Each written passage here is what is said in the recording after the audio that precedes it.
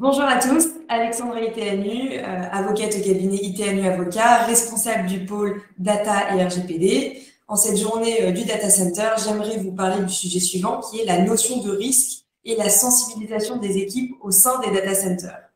C'est vrai que lorsqu'on parle des risques afférents au data center, on pense souvent à des cyber-risques ou à des risques d'incendie ou d'inondation, mais on a souvent tendance à laisser de côté toutes les problématiques et tous les risques qui peuvent être liés aux équipes qui vont gérer ces data centers aujourd'hui. Il faut savoir que l'un des atouts du data center, c'est le fait que les clients du data center confient les données à une structure qui est très sécurisée.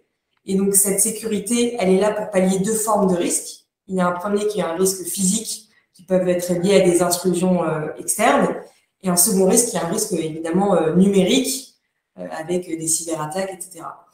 Alors, ce que j'aimerais aborder avec vous aujourd'hui, c'est quelque chose qu'on n'aborde pas souvent, c'est les risques en se mettant dans le biais des équipes des data centers. Donc, quand on parle des risques physiques et d'intrusion, comment on se protège quand on est à un data center et comment est-ce que on fait en sorte que nos équipes assurent une sécurité maximale de ces locaux. Il faut évidemment mettre en place des infrastructures de vidéosurveillance, de badges, de contrôle des accès. Donc ça, c'est pour la partie physique.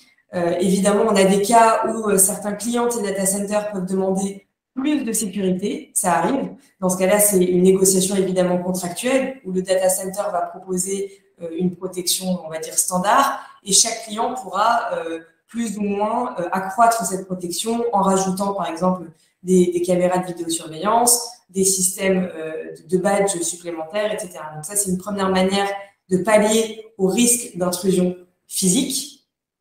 Le second risque que l'on va aborder, c'est le risque numérique. Et alors, comment ça se traduit quand on a des équipes qui travaillent au sein d'un data center? Il faut savoir que certaines de ces personnes peuvent être susceptibles de travailler notamment à distance, en télétravail. Et donc, toute la question qu'on se pose, c'est comment s'assurer que ces personnes qui font partie du data center et qui vont travailler à distance ne présentent pas au final un risque pour la sécurité de ces data centers.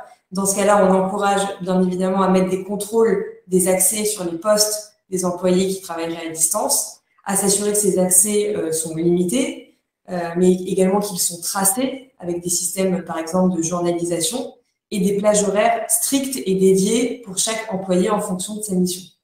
Donc voilà les deux manières de s'assurer et de faire en sorte que les risques soient minimisés en termes de sécurité lorsque l'on est en présence d'employés ou d'équipes de data center. Enfin, ce qu'il faut rappeler, ce qui est important, c'est qu'en cas de violation de données à caractère personnel, quelle qu'elle soit, puisqu'une violation de données à caractère personnel, ça reste un incident technique.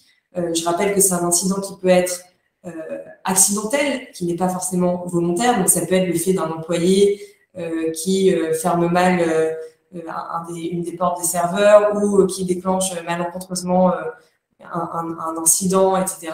Ça reste une violation de données à caractère personnel. Donc, ce qui est important de rappeler et de dire dans ce cas-là, c'est qu'il faut sensibiliser ces employés des data centers au risque, mais aussi à la définition de ce qu'est une violation de données à caractère personnel et quels sont les réflexes à avoir suite au fait de caractériser qu'on est bien en présence d'une violation de données à caractère personnel.